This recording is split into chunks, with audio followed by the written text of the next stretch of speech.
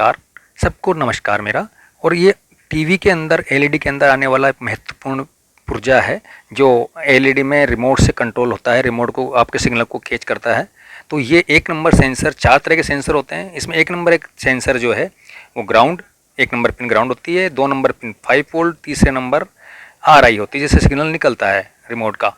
ऐसे दूसरे प्रकार का जो सेंसर है इसमें फर्स्ट नंबर पिन की पहली पिन जो होती है आरआई होती है, दूसरी ग्राउंड होती है और तीसरी 5 वोल्ट होती है। इसी प्रकार तीसरे नंबर का सेंसर है आरआई होती है पहली, दूसरी ग्राउंड, फिर दूसरी अपनी 5 वोल्ट, तीसरी ग्राउंड। और चौथे नंबर का जो सेंसर है इसमें 4 पिनें होती है।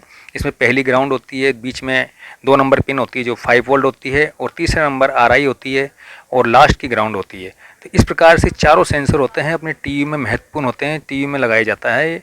और टीवी में, एलईडी में, सब में काम आने वाला एक महत्वपूर्ण सिस्टम है जो आपके रिमोट से एलईडी का कम्युनिकेशन बिठाता है। थैंक यू, धन्यवाद।